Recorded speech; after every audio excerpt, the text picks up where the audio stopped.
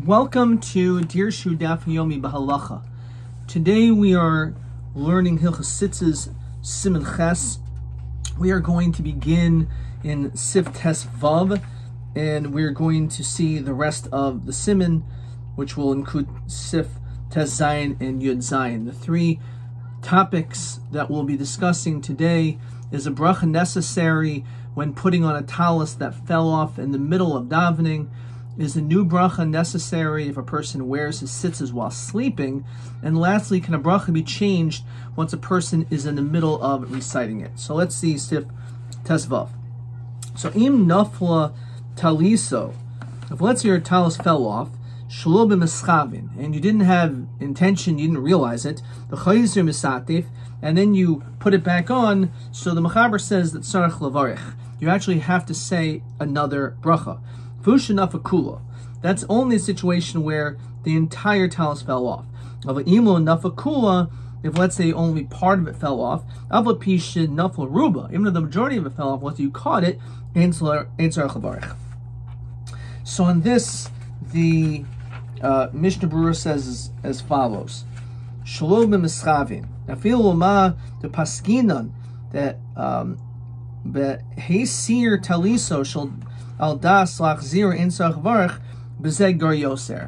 Some say that if you take it off with intention to put it back, you don't have to say another bracha, but this is worse. Because after all, nafla below das, you didn't have the intention for it to come off, it fell off. And therefore, it's like the mitzvah went. If you'll nishar love talis katan lumhan, even if you're wearing tzitzis, it's not going to help. So he says that you have to make another bracha, assuming the whole thing fell off. What happens if you're in the middle of Shmon Esrei and it falls off?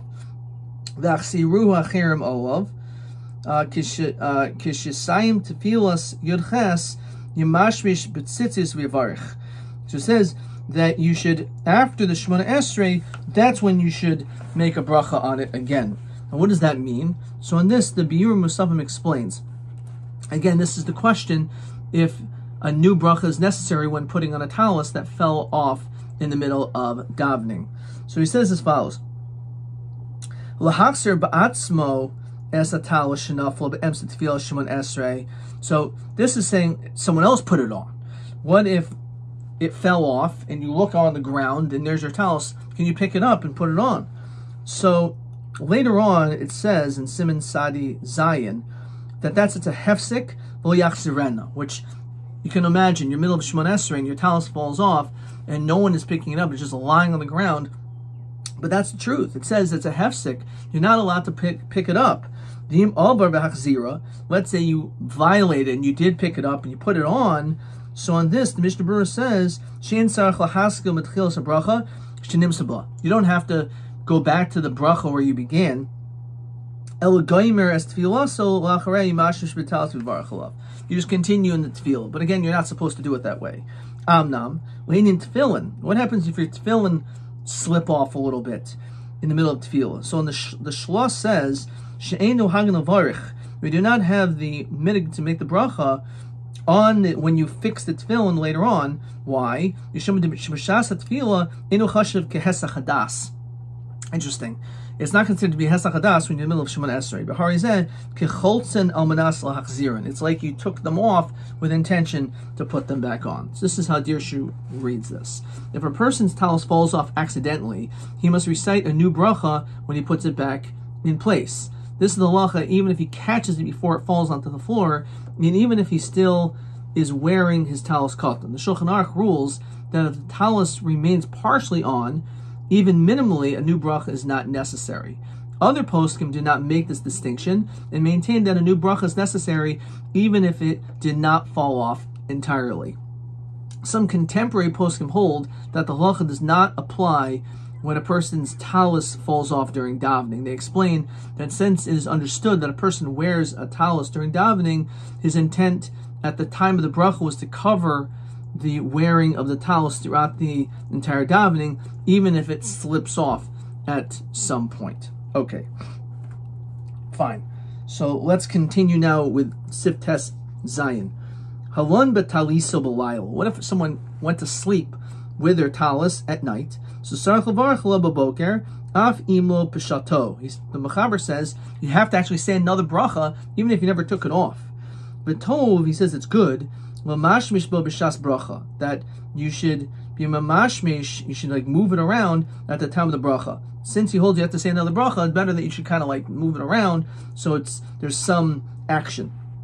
On this, the Ramah says, "V'chein yaseh mishal loivish taliso kodem sher HaYomi." It's the same thing if a person is wearing his talis before the earliest time to say the bracha, because it's dark. So you should do the same thing. That when it gets to that right time, then you should move it around and the like.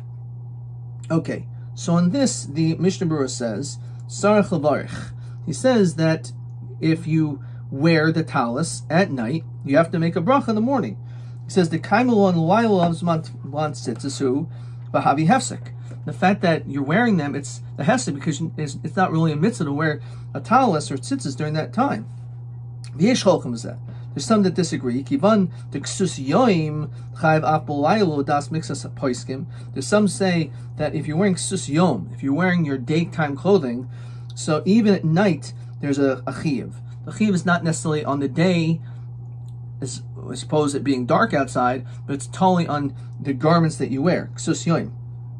The subject bracha is a hakel, since it's a question. So in that case we are lenient and we don't say a bracha.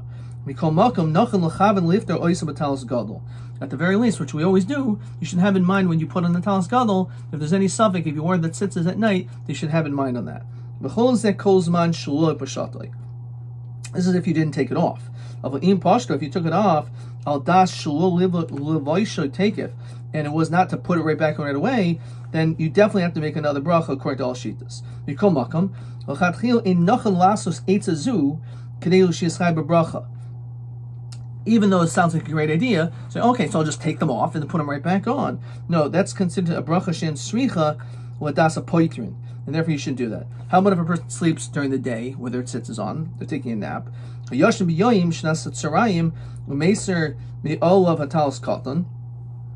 it falls off by itself. So there's different opinions whether that's hesach hadas.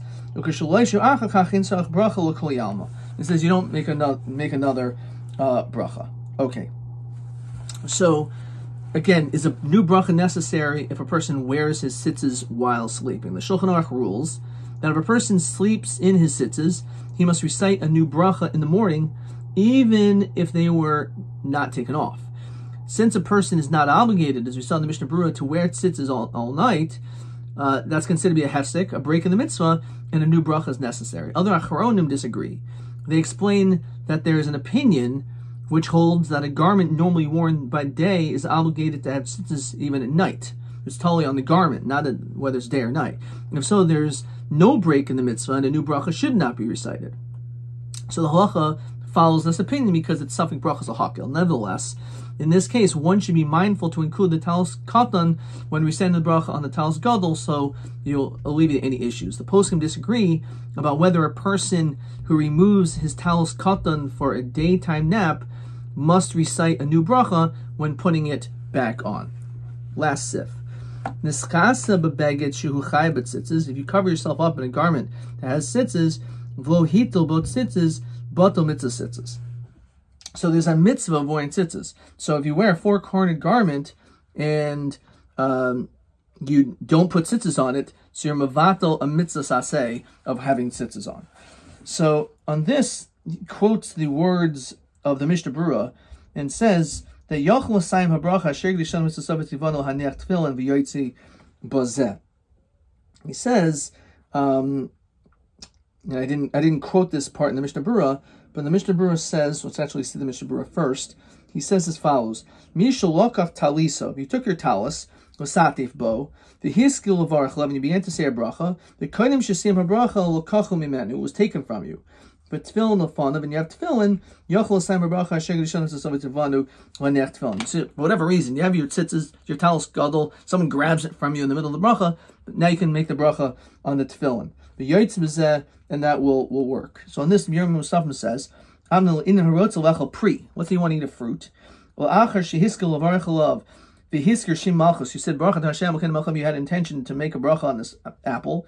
Nisker shekvar berach al pri acher miminze. You remember I already ate an orange just 10 seconds ago, and I already said on 8. So according to Rabbi Yashub, she'enu yachol l'sayim bracha acheres. You can't say, you know what? Let me say shankol nibn baro and have a cup of water. So in that situation, you can't do it. So the question is, how come in our situation, the Mishnah Berurah says, if you had in mind the talis and then in the middle, the talis was taken away, so why is it different? So he said over there, because when it comes to a talis and tefillin, you have the talis and tefillin both in front of you. Mishum shikan harehu mechuyev gam haniach tefillin. You have a chiyuv of wearing a talis and of wearing tefillin, and therefore you can be mesayim with that bracha. Mashin came here. It was clear that your das was specifically on the fruit. Misha natal biyad of talis gadol. Let's say you have a talis and you said a bracha and you say, I didn't want to wear this talis. So could you put on a different talis and that bracha work? So he says, you can wear the talis that's in your hands. You don't have to say another bracha. However, when you put on no seven. If you want to now put on the other one, so you're holding a talis, this is not the talis I want to wear, but nonetheless you can still put it on. So if in the middle of a bracha over a particular food, one suddenly remembers that he already made a bracha on that food, he may not change the ending to exempt another food. Since at the time of saying Hashem's name, he intended to finish the bracha one way, he may not conclude it another way. If, however, a similar scenario happens with a talis, as we said, he may change the bracha to cover his tefillin instead. This is because putting on tefillin is obligatory, whereas eating another food is something which is optional. Adkan.